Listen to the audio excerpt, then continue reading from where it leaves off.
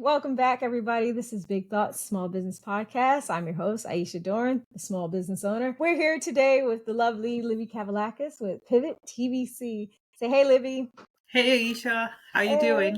Doing good. I'm working on my background. Okay, it's a little bare, it's a little stark, but every video I'm trying to just tweak something new. But Absolutely. yes, it feels good. I feel like, we can almost celebrate a little bit. We've got at least 4 episodes up. We got some subscribers. We got some followers. Hey, y'all listening. But Tell your today, friends to subscribe. yes, definitely. Yeah. If you're watching, if you're listening, just hit the subscribe button. Doesn't hurt. It's actually free. Free for life. That's the only thing that's free in life on this channel. I'm joking. But no, it doesn't hurt to subscribe. It helps the channel and it helps us, gives us some feedback. And, maybe you can even leave a comment of what you would like to hear us talk about next week. We're pulling from a big pile of hat topics. So we'd love to hear your feedback. If you're interested in even appearing on the show as a guest, let us know.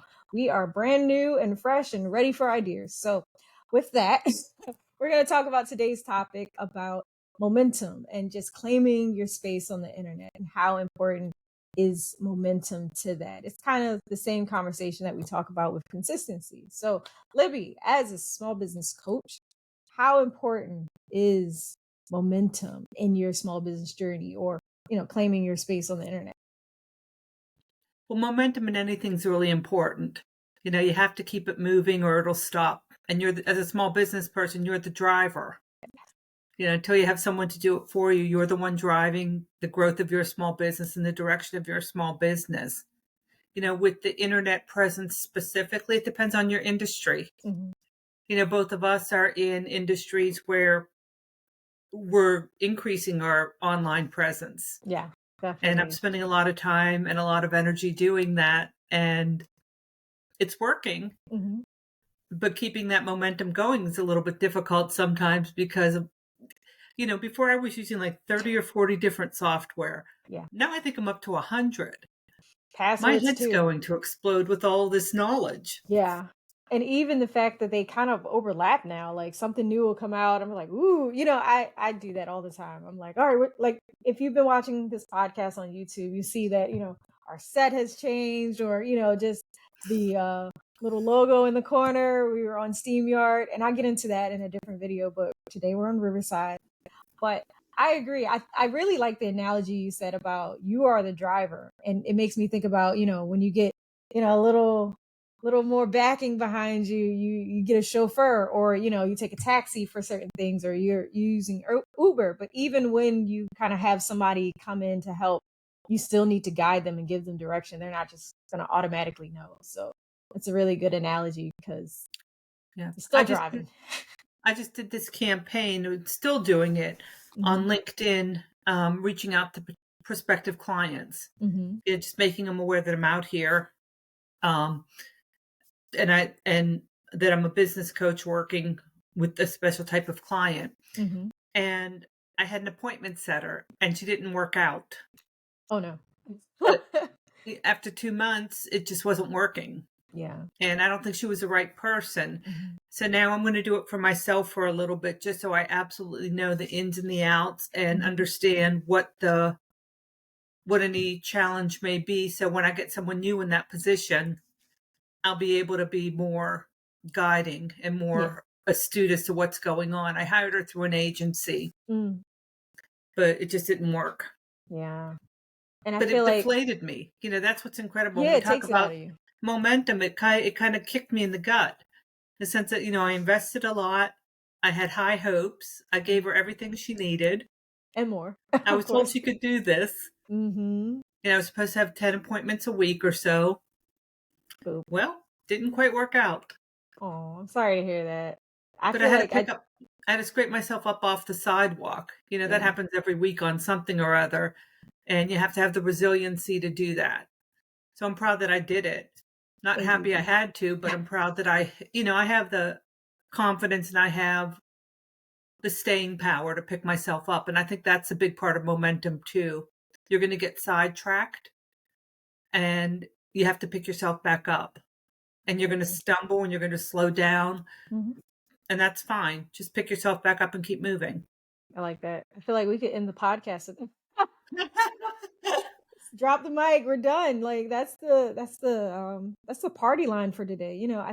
I feel like, I say it a lot, but I feel like we're still all trying to get our footing. Our industries are still trying to, level off and things like that. So when we have the opportunity to bring on help, we do, or at least I know I'm guilty of this. I just brain dump.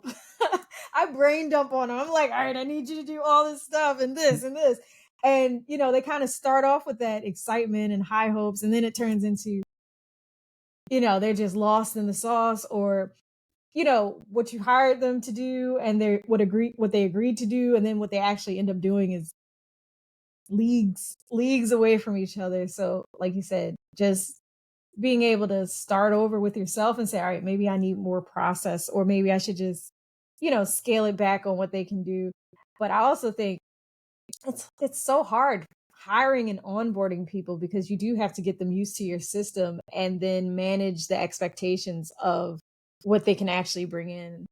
Some people are really high earners, and they've been doing that for 30 years, and they kind of come in with a good process and can tweak your processes. But some of these agencies, they're like, yeah, they're amazing, they're great, they're good, and then you're like, who said this? What referral? Where? I don't know. It's weird. But momentum is important, and getting back up is like the very next line of that phrase. But along with momentum, I would also say, how would you feel about when it comes to posting, when it comes to sharing, kind of behind the scenes? I feel like the younger generation, they're just so used to it. And, I was on a post one day and the girl said, if I don't record it, I won't have a memory of it. And I'm like, I'm too busy being in the moment to stop and go, hey, let me get my camera. Oh, that's so cute. You do it with your kids because it's just like, oh, my baby's so cute. Everybody thinks that. But, real life stuff is going down all the time. I'll be at an event. My husband's like, aren't you recording? I'm like, oh, I was listening. Like that's my prime number one. So how would you say small businesses can kind of get into the momentum of posting and just sharing more about, what they're doing? Okay, if you have someone who could be dedicated to it or do it consistently throughout the day or at specific intervals, maybe, they say, what is it, like 5 posts a day on LinkedIn or X posts a day on Instagram. I'm like, that's a lot of content. And I'm not sure everyone's that interesting. I don't know how many small organizations are that interesting. Yeah. And you have successes. And I think sharing your successes, if you have a breakthrough, if you have a new product, if you win a client, if you do something momentous, hopefully people are happy for you. Yeah. But if you put garbage out there, no one's going to follow you. How much, remember that? I think it started, what was it, no one cared that people were eating lunch. No. But I think at the beginning of, was it Twitter or was it Facebook? Everyone was posting like that they were eating lunch. Yeah, what I eat in a day. And it's again, I think it goes back to depending on your industry. Like if you're a fitness person, and you get the arms of a god and the butt of a, tennis player. That's I don't know. Yeah. Exactly, right? If you're that kind of person, like I want to know what that person eats because I'm in the gym doing the same amount of work and I don't look like that. So I think that kind of craze started with that, influencer fitness crowd. And then it went into beauty, like, oh, I maintain my skin. I wear a lot of makeup, so I eat what I want and then I get pimples and I'm like, oh, probably shouldn't eat that. But, some of it translates really well. Like, the influencers started posting what I do in a day. And I think that is something that small businesses could use to generate content. Like some stuff that we do, people wouldn't believe if we told them. So if we show them like, hey, one guy on TikTok, he did this video, really quick video. He said, let me show you all the different things that people return and keep my product. So somebody sent him a rock.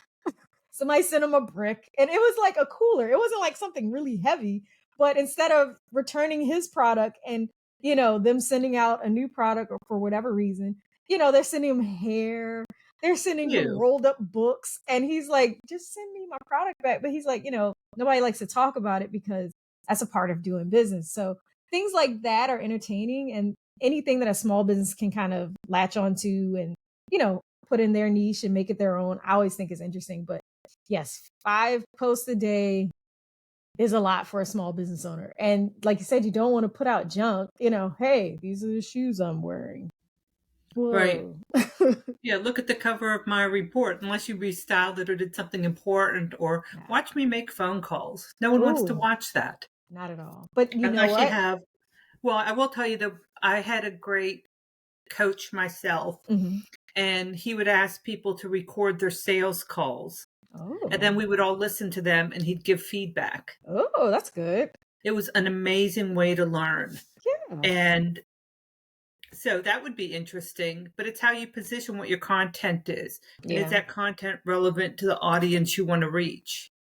You And know what that's I what I think was you'd be like, good just at? using the eating a sandwiches or eating lunch as Uh-huh. a euphemism, I guess, for just posting anything and everything Yeah. that no one cares about. But True.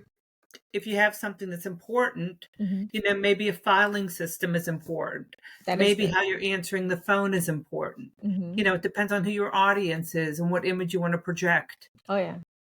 I like that. I think you'd be really good at doing, reviews. Like, if somebody said, "Hey, could you review my outreach newsletter," or I'm trying to set a certain tone and you have it in a green screen behind you, like, no, please don't do that. Don't ever do that. Look, small businesses need to stop that. Like, I would love to hear Libby reacts. And because you don't hold any punches. And sometimes, like I No. said, you need that tough love of, all right, what are you doing? What are you doing? Do you want them to buy from you? Are you trying to scare them off? Or, hey, I Right. really like that. You did good there. But I think that would be hilarious. And it fits right in line. I'll remember that one because I actually Yes. do that for my clients. Mhm.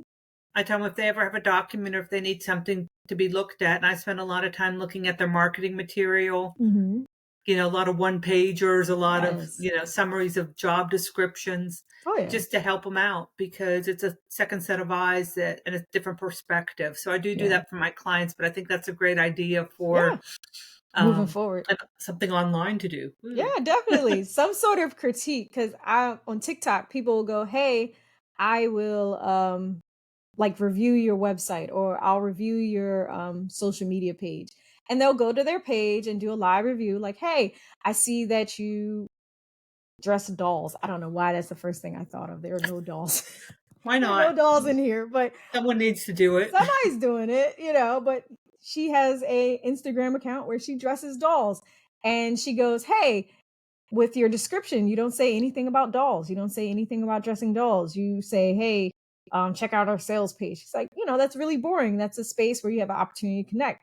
And when people critique stuff live, you really go, oh, I could do something a little more. I never thought about that. Or, with all the social media and marketing, there's so many spaces to kind of have those touch points with your client.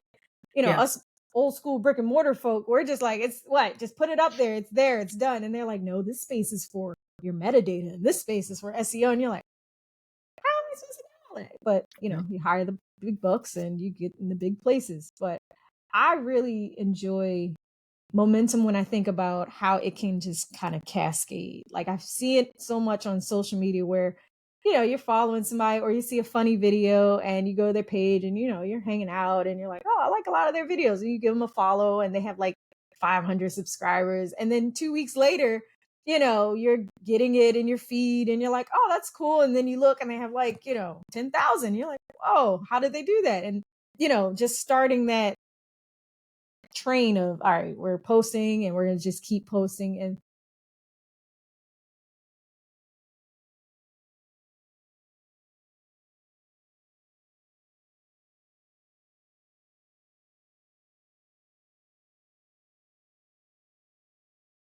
that's going to wrap it up today for our episode on claiming your internet real estate with social media. Stay tuned for the next episode. Thanks for watching. Bye.